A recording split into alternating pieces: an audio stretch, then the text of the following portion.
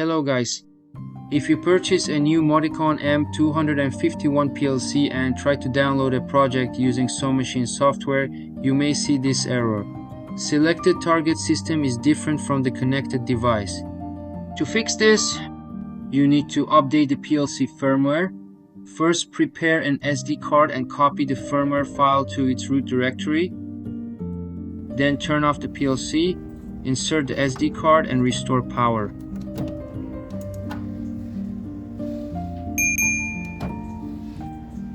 The PLC will begin updating, and once the SD LED turns green and the error LED flashes regularly, the update is complete.